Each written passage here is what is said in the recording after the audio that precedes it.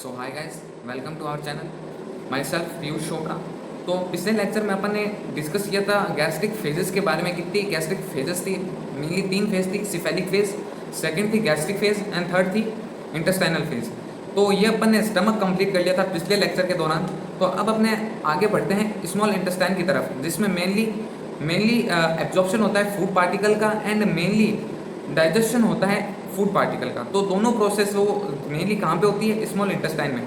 तो उससे पहले यहाँ पे कुछ दो इंपॉर्टेंट ऑर्गन्स आते हैं। फर्स्ट है पेनक्रियाज एंड जो सेकंड पार्ट है वो है लीवर। तो ये दोनों ही डाइजेशन जूसेस का या फिर अपन कहें तो एंजाइम्स का सिक्रेशन करती है, जो कि एक बहुत बड़ा इंपॉर्टेंट रोल प्ले करती है डाइजेशन के अंदर। फिर ये जो सिक्रेशन करती है एंजाइम्स का, ये आगे जाते हैं स्मॉल इंटेस्टाइन की तरफ एंड मेनली वहाँ पे डाइजेशन हो पाता है फूड पार्टिकल्स का एंड एब्जॉर्प्शन होता है फूड पार्टिकल्स का। तो स्मॉल इंटेस्टाइन से पहले जाने की तरफ अपन पैनक्रियाज की तरफ मूव ऑन करते हैं। तो सबसे पहले अपन देखेंगे कि पैनक्रियाज कहाँ है, कहाँ पे प्रेजेंट है, इसकी एनाटॉमी क्या है, कौन सा जूस ये सीक्रेट करती है एंड डाइजेशन में इसका रोल क्या प्ले करती है ये पैनक्रियाज। ये अपन इस लेक्चर के दौरान अपन समझेंगे। तो बिना समय बर्बाद किए लेट्स गेट स्टार्टेड। तो सबसे पहले अपन बात करते हैं पैनक्रियाज के बारे में। तो pancreas is a glandular organ. तो अपन ने इसको ग्लैंडुलर ऑर्गन क्यों कहा? क्योंकि पैनक्रियाज के अंदर ग्लैंड पाई जाती है जो कि पैनक्रियाटिक जूसेस का सिक्रेशन करती है। यहाँ पे मेनली दो ग्लैंड पाई जाती है। फर्स्ट है एक्सोक्राइन ग्लैंड एंड सेकंड है एंडोक्राइन ग्लैंड। तो एंडोक्राइन ग्लैंड है वो तो अपन जब एंडोक्राइन सिस्टम करेंगे वहां पे अपन पूरा डिटेल स्टडी करेंगे कौन सा हार्मोन कौन सी सेल सिक्रेट करती है एंड इससे बॉडी पे क्या इफेक्ट पड़ता है। एंड जो मेनली जो एक्सोक्राइन पार्ट है वो डाइजेशन के अंदर इंपॉर्टेंट रोल प्ले करती है। एंड ये कौन सा जो सीक्रेट करती है? Mainly pancreatic juices. एंड कहाँ पे स्टोर होता है ये अपन देखने जा रहे हैं। तो फर्स्ट स्टेटमेंट अपना क्या है?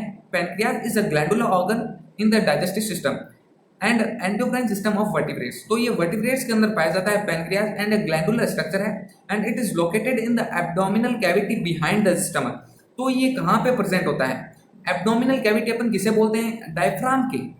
डायफ्राम के जो नीचे वाला हिस्सा है उसे अपन बोलते हैं एब्डोमिनल कैविटी।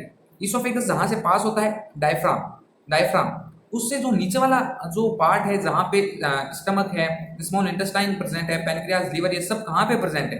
एब्डोमिनल कैविटी में। एंड बिहाइंड द स्टमक के पीछे प्रेजेंट है।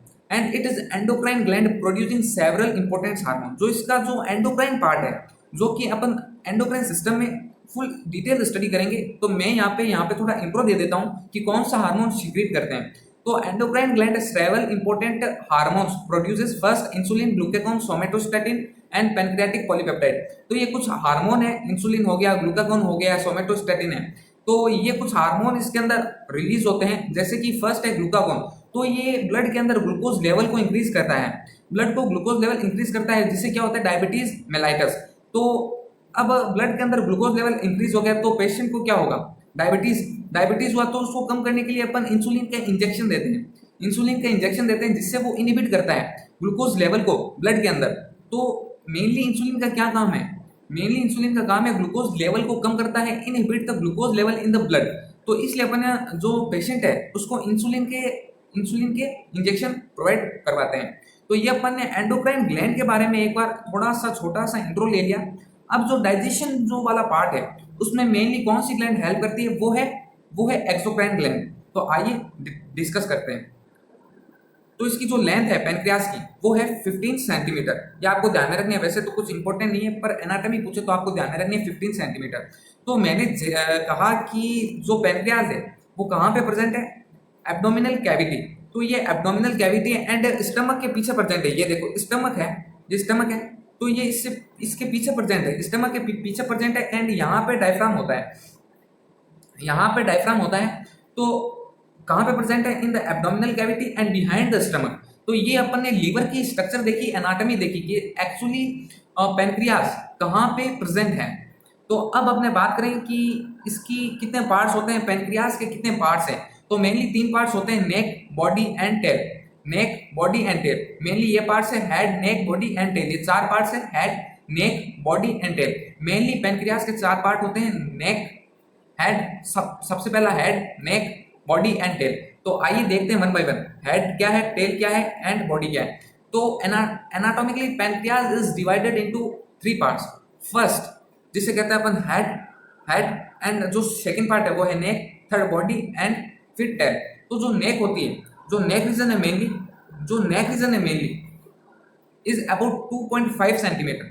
जो इसकी लेंथ है वो होती है 2.5 सेंटीमीटर। जो टोटल लेंथ है पैनक्रियास की वो है 15 सेंटीमीटर।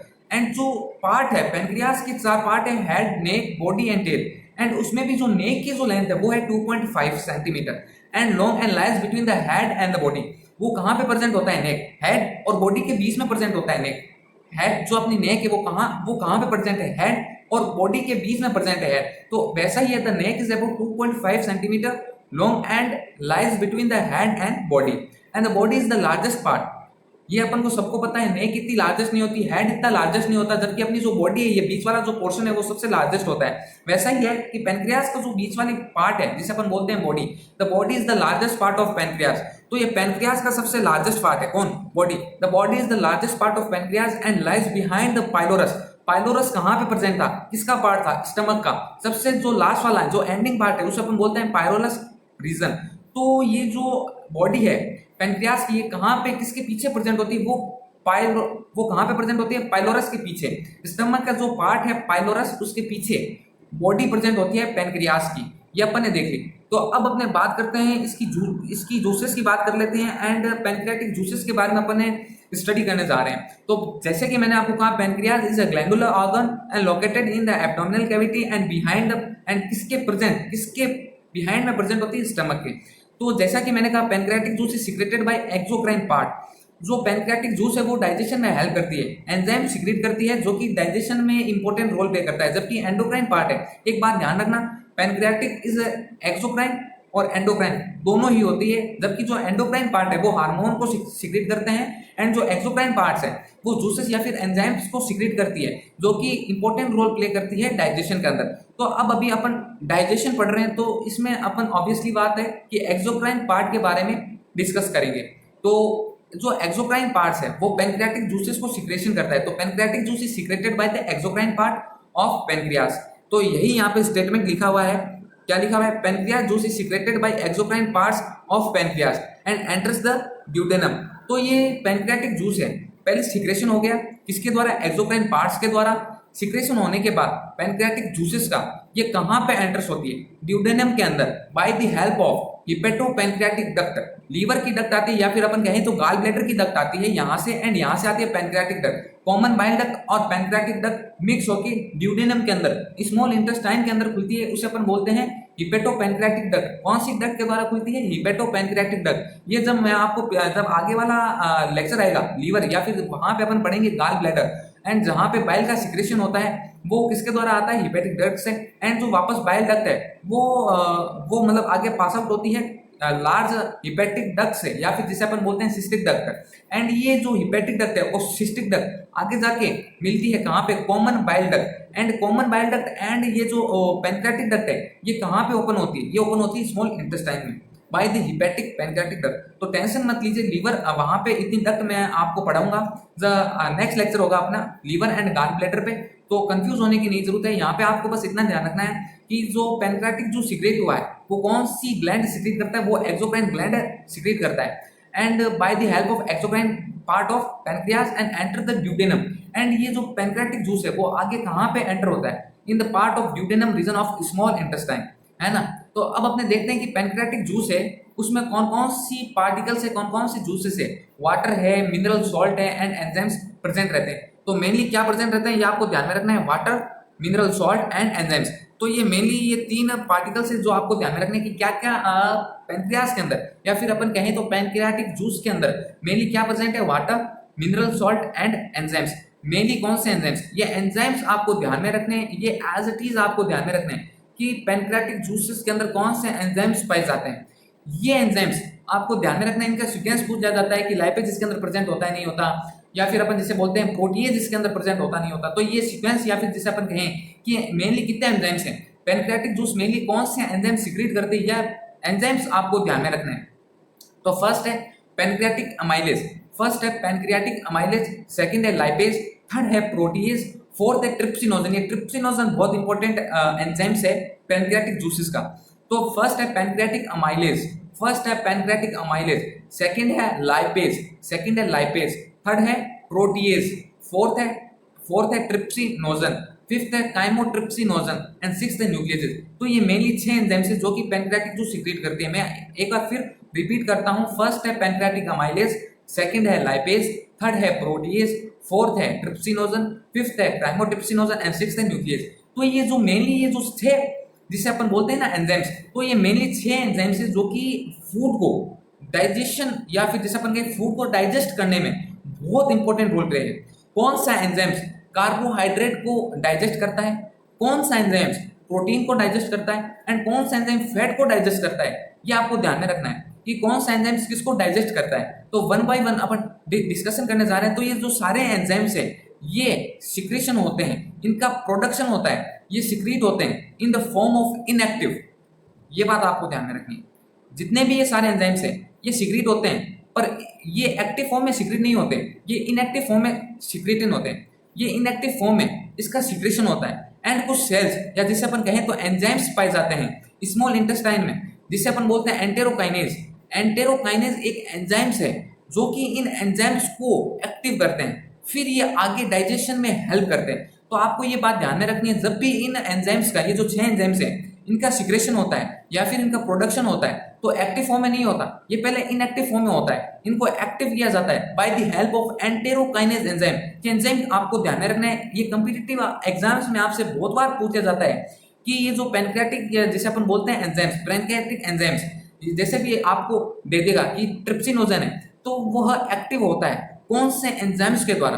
तो वो एंजाइम्स आपको जिसका नाम ध्यान में रखना है वो है एंटेरोकाइनेज एंजाइम्स, जो कि कहाँ पे प्रेजेंट होता है, माइक्रोविलाई के अंदर, कहाँ पे, स्मॉल इंटेस्टाइन में। बस इतना सा आपको बात ध्यान में रखना है कि जो पैनक्रियाटिक जूसेस है वो सिक्रेशन कौन करता है, एक्सोक्राइन पार्ट। जो एंजाइम सिक्रीट होते हैं वो मेनली 6 होते हैं। क्या क्या नाम है वो मैंने आपको बता दी, ये नाम जो 6 नाम है एंजाइम्स के, ये नाम आपको ध्यान में रखने हैं। एंड ये सिक्रेशन होता है इन द इनएक्टिव फॉर्म, इनको एक्टिव किया जाता है bye the help of enterokinase enzymes present in the small intestine, है ना। तो ये अपन ने पैनक्रियाटिक जूसेस के बारे में पढ़ लिया, कौन सिक्रीट करती है, कौन सा एंजाइम सिक्रीट करती है ना। तो ये अपन ने डिस्कस कर लिया। अब अपने बात करते हैं कि कुछ और स्टेटमेंट है। पैनक्रियाटिक जूसेस अल्कलाइन मीडियम को होता है, मतलब बेसिक होता है। एक होता है जिसकी पीएच होती है 7 से कम, एक होता है बेसिक जिसकी पीएच होती है 7 से ज्यादा। तो अपन बोलते हैं जो पैनक्रियाटिक जूसेस है वो अल्कलाइन इन नेचर होता है। अब आप कहोगे कि जो स्टमक के अंदर फूड प्रेजेंट है, स्टमक के अंदर फूड प्रेजेंट है, वो तो कैसे होता है, एसिडिक इन नेचर। मैंने आपको पिछले लेक्चर में भी बताया था एसिडिक होते हैं 1.35 से लेकर 1.54 से।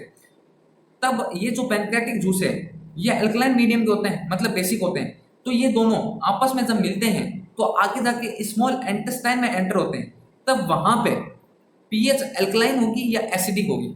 आपके मन में ये क्वेश्चन आ रहा होगा कि स्मॉल इंटेस्टाइन में फूड की जो पीएच या जिसे अपन बोलते हैं जो पैनक्रियाज है या फिर स्टमक का जो गैस्ट्रिक कंटेंट है वो मिक्स होता है आगे जाके कहाँ पे, स्मॉल इंटेस्टाइन में। तो वहां पे जो फूड की जो अपन कहें या फिर स्मॉल इंटेस्टाइन में जो एनवायरमेंट कहें वो एसिडिक होगा या फिर बेसिक। तो यहाँ पे स्मॉल इंटेस्टाइन में जो एनवायरमेंट है वो बिल्कुल अल्कलाइन होगा, क्योंकि यहाँ पे फूड पार्टिकल्स में जिसे अपन कहते हैं गैस्ट्रिक कंटेंट के अंदर पैनक्रियाज और बाइल जूसेस का सिक्रेशन होता है, मिक्स होता है। तो वहां से एसिडिक बदल जाता है किसमें, बेसिक के अंदर। इसलिए वहां पे स्मॉल इंटेस्टाइन में जो पीएच है वो होती है 6 से लेके 8।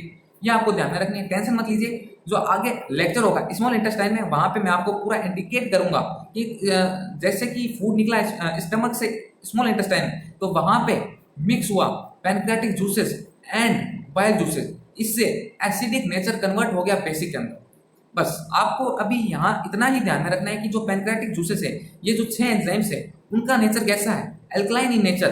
अल्कलाइन इन नेचर मतलब बेसिक होते हैं, ये बेसिक नेचर के हैं ये एंजाइम्स। ये आपको बात ध्यान में रखनी है। When acidic stomach content enters the duodenum, therefore mixed with pancreatic and bile and pH is raised to between 6 8। मैंने अभी आपको यही बात की कि जो एसिडिक का कंटेंट है स्टमक के अंदर वो एंटर होता है ड्यूडेनम के अंदर। तो ड्यूडेनम के अंदर ये भी स्टमक का कंटेंट मिक्स होता है एंड वहीं पे पैनक्रियाटिक जूस और बाइल जूस सिक्रीट करता है लीवर। एक बात आपको ध्यान में रखनी है, बाइल जूस सीक्रेट करता है लीवर, जबकि स्टोर होता है गॉल ब्लैडर। ये कंपिटेटिव एग्जाम्स में आपसे बहुत बार क्वेश्चन पूछे जाते हैं, आप कंफ्यूज हो जाते हो कि जो बाइल जूसेस है वो सिक्रेशन या फिर जो स्टोर तो होती है बाइल के अंदर, स्टोर कहाँ पे होती है, गॉल ब्लैडर के अंदर, तो वहीं पे सिक्रेशन होता है, जबकि ऐसा नहीं है। सिक्रेशन तो करता है बाइल का लीवर, जबकि वो स्टोर होता है कहाँ पे, गॉल ब्लैडर के अंदर। ये एक ऐसी स्ट्रक्चर है जो कहाँ पे प्रेजेंट होती है, behind the, below the liver. ये अपने आगे वाले लेक्चर्स के दौरान पढ़ेंगे। तो मैंने आपको कहा when acidic stomach contents enter the duodenum they वे mix with pancreatic juices and bile and pH is raised to between 6 से 8।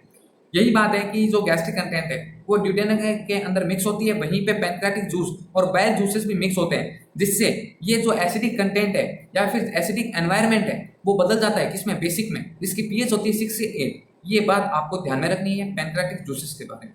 अब अपने देखने जा रहे हैं फंक्शन ऑफ पैनक्रियाटिक जूसेस, या फिर कहीं इससे पहले अपने देखने जाएंगे ब्लड सप्लाई इन पैनक्रियाटिक या फिर ब्लड सप्लाई इन पैनक्रियास। ये बहुत इंपॉर्टेंट है ब्लड सप्लाई। कौन सी ब्लड सप्लाई ऑक्सीजनेटेड ब्लड को सप्लाई करेगी, कौन सी आर्टरी ऑक्सीजनेटेड ब्लड को सप्लाई करेगी इन द पैनक्रियास, एंड कौन सी वेन डीऑक्सीजनेटेड ब्लड को लेके जाएगी इन द पैनक्रियास। तो आइए one by one upon discussion करते हैं। तो पहले अपन डिस्कशन करते हैं ब्लड सप्लाई, या फिर कहें तो ऑक्सीजनेटेड ब्लड की जो सप्लाई है पैनक्रियास के अंदर, प्योर ब्लड की सप्लाई कौन करता है, कौन सी आर्टरी करती है, वो है superior mesenteric artery. Superior mesenteric artery, superior mesenteric artery आपको ध्यान में रखनी है। सुपीरियर मिजेंट्रिक आर्टरी या ऑक्सीजनेटेड ब्लड की सप्लाई करती है पैनक्रियास के अंदर। Superior mesenteric artery and splenic artery, ये दोनों ही आर्टरी ब्लड का, ऑक्सीजनेटेड ब्लड का सप्लाई करती है इन द पैनक्रियास। कौन सी artery, mesenteric artery, superior mesenteric artery and splenic artery, ये दोनों ही ब्लड को सप्लाई करती है, ऑक्सीजनेटेड ब्लड को, प्योर ब्लड को पैनक्रियास के अंदर। कौन सी आर्टरी, एक तो है splenic artery and mesenteric artery, superior mesenteric artery and splenic artery. अब ये जो पैनक्रियास के अंदर जो डीऑक्सीजनेटेड ब्लड है, पैनक्रियास के अंदर जो डीऑक्सीजनेटेड ब्लड है वो कौन सी वेन लेके जाती है, वो है, जैसे कि यहाँ पे अपन को दिख रहा है कि आर्टरी कौन सी है, सुपीरियर मिजेंट्रिक आर्टरी, एंड कौन सी है, स्प्लेनिक आर्टरी। तो वेन भी कौन सी होगी, सुपीरियर मिजेंट्रिक वेन और स्प्लेनिक वेन। तो ये हो गई ब्लड सप्लाई, ये हो गई पैनक्रियास के अंदर ब्लड सप्लाई। पैनक्रियास के अंदर ऑक्सीजनेटेड ब्लड की सप्लाई कौन करता है, superior mesenteric artery and splenic artery. And जो पैनक्रियास के अंदर डीऑक्सीजनेटेड ब्लड है वो कौन सी वेन लेके जाती है हार्ट के अंदर, वो है superior mesenteric when and splenic when. तो ये अपन ने पैनक्रियास की ब्लड सप्लाई पढ़ ली। अब अपने पैनक्रियास की फिजियोलॉजी स्टडी करने जा रहे हैं। एंड फंक्शन है पैनक्रियाटिक जूसेस की, क्या फंक्शन है, कौन सा एंजाइम्स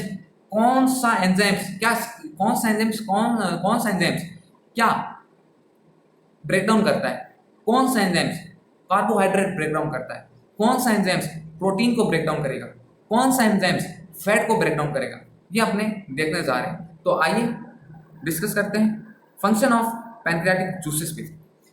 तो जो फंक्शन है इसका, पैनक्रियाटिक जूसेस का, वो बहुत इंपॉर्टेंट रोल प्ले करता है डाइजेशन के अंदर। आइए देखते हैं। तो फर्स्ट है डाइजेशन ऑफ प्रोटीन। ये आपको बात ध्यान में रखनी है, डाइजेशन ऑफ प्रोटीन कौन करता है, वेरी इंपॉर्टेंट एंजाइम्स है, वो है ट्रिप्सिनोजन एंड काइमोट्रिप्सिनोजन। जो प्रोटीन का डाइजेशन है वो कौन सा एंजाइम्स करता है, वो करता है ट्रिप्सिनोजन एंड काइमोट्रिप्सिनोजन। अब आप कहोगे भाई अभी तो आपने कहा कि ट्रिप्सिनोजन है या फिर काइमोट्रिप्सिनोजन है, ये इनका प्रोडक्शन तो होता है पर कौन सी फॉर्म में, इनएक्टिव फॉर्म में। तो ये इनएक्टिव फॉर्म है तो ये तो मतलब कुछ रोल भी प्ले नहीं करेगा, ये तो इनएक्टिव फॉर्म में प्रेजेंट है। तो इनको एक्टिव किया जाता है, इन एंजाइम्स को एक्टिव किया जाता है bye the help of enterokinase enzymes, bye the help of enterokinase enzyme. ये एंजाइम आपको ध्यान में रखनी है, जो कि कहाँ पे प्रेजेंट है, microvilli in the small intestine. ये बात आपको दिमाग में बैठा लेनी है कि जो ट्रिप्सिनोजन है, काइमोट्रिप्सिनोजन है, प्रोटीज है, न्यूक्लियस है, लाइपेज है, ये जो एंजाइम्स है, 6 के 6 एंजाइम्स है, ये इनका प्रोडक्शन होता है, इनका सिक्रीशन होता है in the inactive form. But जब इनकी बारी आती है डाइजेशन के अंदर, तब इनको एक्टिव किया जाता है bye the help of enterokinase enzyme. ये एंजाइम आपको ध्यान में रखनी है, जो कि कहाँ पे प्रेजेंट है, माइक्रोविलाई के अंदर, स्मॉल इंटेस्टाइन के अंदर। फिर ये एक्टिव हो जाते हैं एंड ये मेजर रोल प्ले करते हैं डाइजेशन के अंदर। तो आइए देखते हैं वन बाय वन। तो फर्स्ट पार्ट है माइक्रोविलाई कन्वर्ट्स, या फिर जिसे अपन कहें कि enterokinase converts trypsinogen into trypsin and chymotrypsinogen into chymotrypsin. जो काइमोट्रिप्सिन मतलब जो था ट्रिप्सिनोजन उसको अपन को एक्टिवेट करना है bye the help of enterokinase enzyme, तो वो जो ट्रिप्सिनोजन है वो कन्वर्ट होता है ट्रिप्सिन के अंदर, एंड जो काइमोट्रिप्सिनोजन है वो कन्वर्ट होता है काइमोट्रिप्सिन के अंदर एक्टिव फॉर्म के अंदर। ट्रिप्सिन एक्टिव फॉर्म है ट्रिप्सिनोजन की, काइमोट्रिप्सिन एक्टिव फॉर्म है काइमोट्रिप्सिनोजन की, ये आपको बात ध्यान में रखनी है। This enzyme convert polypeptide to tripeptide and then dipeptide and finally into amino acids. तो ये जो ट्रिप्सिनोजन है वो एक्टिव हो गया ट्रिप्सिन के अंदर, काइमोट्रिप्सिनोजन था वो एक्टिवेट हो गया काइमोट्रिप्सिन के अंदर, एंड ये डाइजेशन में हेल्प करते हैं किसके, प्रोटीन के, ओनली एंड ओनली प्रोटीन के। ये जो एंजाइम्स है कौन, दो एंजाइम्स ट्रिप्सिन एंड काइमोट्रिप्सिन, ये इंपॉर्टेंट रोल प्ले करते हैं डाइजेशन ऑफ प्रोटीन। तो प्रोटीन का डाइजेशन कौन करता है, सबसे पहले प्रोटीन का डाइजेशन होता है पेनक्रियास के अंदर, यह आपको बात ध्यान में रखनी है, bye the help of trypsin and chymotrypsin, ये एक्टिव फॉर्म है पैनक्रियाटिक जूसेस की। तो these enzymes convert the polypeptide, ये पॉलीपेप्टाइड है जो कि पॉलीपेप्टाइड अमीनो एसिड की ज्यादा 1-2-100 करोड़ों चेन मिलके, अमीनो एसिड की चेन मिलके पॉलीपेप्टाइड का फॉर्मेशन करती है। तो ये पॉलीपेप्टाइड है, इनको तोड़ना है, इसको ब्रेक डाउन करना है, तो कौन से एंजाइम्स करेगी, ट्रिप्सिन एंड काइमोट्रिप्सिन पॉलीपेप्टाइड को ब्रेक डाउन करते हैं किसके अंदर, ट्राइपेप्टाइड में, ट्राइपेप्टाइड को डाइपेप्टाइड में, एंड देन ये कन्वर्ट होते हैं स्मॉल पार्टिकल्स में, प्रोटीन की स्मॉल पार्टिकल्स में, वो है अमीनो एसिड्स। प्रोटीन के स्मॉलेस्ट पार्टिकल है वो है अमीनो एसिड में, ये कन्वर्ट हो जाते हैं एट द एंड, लास्ट में ये कन्वर्ट हो जाते हैं अमीनो एसिड के। तो ये जो एंजाइम्स है वो कन्वर्ट करते हैं पॉलीपेप्टाइड को ट्राइपेप्टाइड के अंदर, ट्राइपेप्टाइड को डाइपेप्टाइड के अंदर, एंड देन अमीनो एसिड। तो ये हो गया डाइजेशन ऑफ प्रोटीन, यहाँ पे डाइजेशन ऑफ प्रोटीन खत्म। अब आता है डाइजेशन ऑफ कार्बोहाइड्रेट, या फिर जिसे अपन कहें कि डाइजेशन ऑफ ग्लूकोज। तो ये कौन करेगा, अभी मैंने आपको कहा प्रोटीन करता है दो एंजाइम्स ट्रिप्सिन एंड काइमोट्रिप्सिन, कौन करेगा डाइजेशन ऑफ प्रोटीन का, ये दो एंजाइम्स क्या करते हैं डाइजेशन ऑफ प्रोटीन। एंड जो मैंने कहा कौन सा एंजाइम्स एक और होता है वो है अमाइलेज, पैनक्रियाटिक अमाइलेज भी यहाँ पे पैनक्रियास के अंदर प्रेजेंट होता है, जो कि इंपॉर्टेंट रोल प्ले करती है for the digestion of carbohydrate, है ना। तो प्रोटीन का हो गया ट्रिप्सिन एंड काइमोट्रिप्सिन, एंड ये जो पैनक्रियाटिक अमाइलेज है वो किसका हो गया, for the digestion of glucose, या फिर जिसे अपन कहेंगे for the digestion of carbohydrate. तो ये मैंने आपको बताया गया कि ट्रिप्सिनोजन है, जो ट्रिप्सिनोजन है एंड जो काइमोट्रिप्सिनोजन है ये इनएक्टिव फॉर्म में प्रेजेंट रहते हैं, इनको एक्टिव किया जाता है bye the help of enterokinase enzyme, ये कन्वर्ट होते हैं ट्रिप्सिन के अंदर एंड काइमोट्रिप्सिन के अंदर, जो कि एक्टिव फॉर्म है एंजाइम्स की, एंड देन ये ब्रेक डाउन करते हैं पॉलीपेप्टाइड का, देन ट्राइपेप्टाइड का, देन डाइपेप्टाइड का, एंड देन अमीनो एसिड का। तो ये प्रोटीन का ब्रेक डाउन हो गया सिंपल केमिकल सब्सटेंसेस के अंदर in the form of amino acid. तो ये अपन ने डिस्कस कर लिया प्रोटीन, डाइजेशन ऑफ प्रोटीन।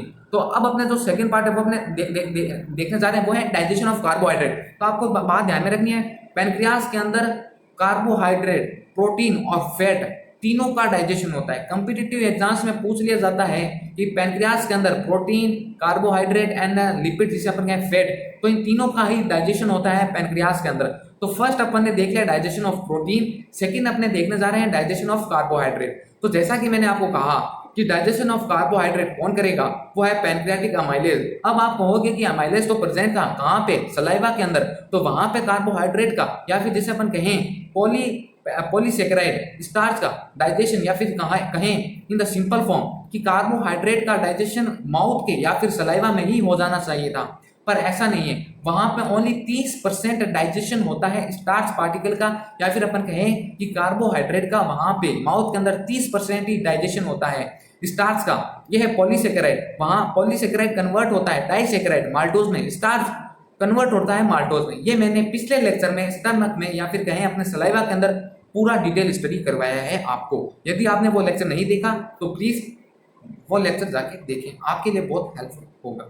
तो जो डाइजेशन ऑफ कार्बोहाइड्रेट है कहाँ पे, पैनक्रियास के अंदर, वो कौन करेगा, पैनक्रियाटिक अमाइलेज। ये एंजाइम्स आपको ध्यान में रखने हैं। प्रोटीन का डाइजेशन कौन करेगा, trypsin and chymotrypsin, and carbohydrate का जो ब्रेकडाउन है वो कौन करेगा, पैनक्रियाटिक अमाइलेज। कौन सा एंजाइम्स, पैनक्रियाटिक अमाइलेज। कौन सा एंजाइम्स, पैनक्रियाटिक अमाइलेज। तो ये एंजाइम्स आपको ध्यान में रखने हैं। Pancreatic amylase converts the digestible polysaccharide, जिसे अपन बोलते हैं ग्लूकोज के पार्टिकल, कार्बोहाइड्रेट, पॉलीसेकेराइड को ये कन्वर्ट करता है तोड़ता है स्मॉल पार्टिकल्स में डाइसेकेराइड के अंदर, एंड देन मोनोसेकेराइड। पॉलीसेकेराइड को तोड़ता है ट्राइसेकेराइड, ट्राइसेकेराइड तोड़ता है आगे डाइसेकेराइड में, डाइसेकेराइड तोड़ता है आगे मोनोसेकेराइड में। तो ये डाइजेशन ऑफ कार्बोहाइड्रेट हो गया। तो ये जो कार्बोहाइड्रेट है वो कन्वर्ट हो गया in the simple form of monosaccharide. अब ये अपन ये बॉडी है वहां पे ये ट्रांसफर होता है कार्बोहाइड्रेट अलग अलग ऑर्गन्स में, अलग अलग पाथवे में ये कन्वर्ट हो जाते हैं। तो यहाँ पे पैंक्रियाज के अंदर डाइजेशन ऑफ कार्बोहाइड्रेट कंप्लीट हो गया। अब अपने देखने जा रहे हैं डाइजेशन ऑफ फैट, या फिर कहें कि digestion of lipid. Digestion of protein हो गया, डाइजेशन ऑफ कार्बोहाइड्रेट हो गया। अब आपने देखने जा रहे हैं डाइजेशन ऑफ फैट। तो यहाँ पे जो पैंक्रियाज के अंदर फैट प्रेजेंट है उसका डाइजेशन कौन सा एंजाइम करता है? वो करता है lipase. Lipase convert fatty acid, fat into fatty acid, fat को कन्वर्ट करता है फैटी एसिड में, एंड देन अल्टीमेटली ग्लिसरॉल। तो ये आपको ध्यान में रखना है कि जो फैट की जो स्मॉलेस्ट फॉर्म है केमिकल सब्सटेंसेस, या फिर जिसे कहें कि जो सबसे सिंपल फॉर्म है फैट की वो है ग्लिसरॉल। प्रोटीन कन्वर्ट होता है सबसे सिंपल फॉर्म है वो है अमीनो एसिड। कार्बोहाइड्रेट कन्वर्ट होता है उसकी सबसे सिंपलेस्ट यूनिट वो है मोनोसेकेराइड, एंड फैट की जो सबसे सिंपलेस्ट यूनिट है वो है ग्लिसरॉल। तो digestion of fat lipase break down करता है किसका? फैट का, किसमें? फैटी एसिड में, एंड देन ग्लिसरॉल में। To add the action of lipase bile salt and emulsify the fat. तो फैट को ये तोड़ता है स्मॉल स्मॉल छोटे छोटे पार्टिकल्स में, जिसको अपन बोलते हैं ग्लिसरॉल। तो फैट सबसे पहले टूटा किसके अंदर? फैटी एसिड में। फैटी एसिड टूटा किसके अंदर? ग्लिसरॉल के अंदर। तो ये हो गया digestion of fat complete. Digestion of protein कौन करता है? Trypsin and chymotrypsin. Digestion of carbohydrate कौन करता है? Pancreatic amylase. Digestion of fat कौन करता है? लाइपेज। तो ये अपना कंप्लीट हो गया पैनक्रियाटिक, या फिर जिसे अपन कहते हैं pancreas in detail. Pancreas complete हो गया। लेक्चर आपको, मुझे यकीन है आपको समझ में आया होगा। तो पैनक्रियाज अपन ने पढ़ लिया, एक्सोक्राइन पार्ट अपन ने डिस्कस कर लिया, एंडोक्राइन पार्ट अपन डिस्कस करेंगे कहाँ पे? एंडोक्राइन सिस्टम के अंदर। तो यहाँ पे जो मेनली पार्ट्स था कि पैनक्रियाज में तीनों ही पार्ट्स का डाइजेशन होता है, कार्बोहाइड्रेट का भी, प्रोटीन का एंड फैट का भी डाइजेशन, तीनों का ही डाइजेशन कहाँ पे होता है? पैनक्रियाज के अंदर। तो ये अपने पैनक्रियाज कंप्लीट हो गया कि कौन सा एंजाइम सीक्रेट करता है? मेनली 6 एंजाइम सीक्रेट करते हैं जो कि इनएक्टिव में होते हैं, फिर इसको एक्टिव किया जाता है bye the help of enterokinase enzyme. ये एंजाइम आपको ध्यान में रखना है जो कहाँ पे प्रेजेंट है? माइक्रोविलाई के अंदर। माइक्रोविलाई कहाँ प्रेजेंट है? स्मॉल इंटेस्टाइन में। एंड कौन सा एंजाइम्स किसको डाइजेस्ट करता है? प्रोटीन का कौन सा करेगा? कार्बोहाइड्रेट को कौन सा एंजाइम्स डाइजेस्ट करेगा मेनली? एंड जो फैट को कौन सा एंजाइम्स डाइजेस्ट करेगा मेनली? तो ये पैनक्रियाज कंप्लीट हो गया। एंड आगे वाले लेक्चर्स के दौरान अपन स्टडी करेंगे detail structure of liver and physiology of liver. तो वो जो लेक्चर होगा वो बहुत इंपॉर्टेंट होगा, बहुत इंटरेस्टिंग होगा। लिवर पे एक भी क्वेश्चन आपका रॉन्ग नहीं होगा, बहुत इंटरेस्टिंग होगा, कभी भूल नहीं पाएंगे। एंड गाल ब्लैडर भी अपन आने वाले लेक्चर्स के अंदर डिस्कस करेंगे। And then small intestine, then large intestine, उसके बाद अपन डिस्कस करेंगे एब्जॉर्प्शन। एब्जॉर्प्शन सबसे ज्यादा एब्जॉर्प्शन कहाँ होता है? Small intestine. सबसे ज्यादा डाइजेशन कहाँ होता है? मेनली डाइजेशन, सबसे ज्यादा डाइजेशन वो भी स्मॉल इंटेस्टाइन। दोनों की जो प्रोसेस वो कहाँ पे होती है? डाइजेशन।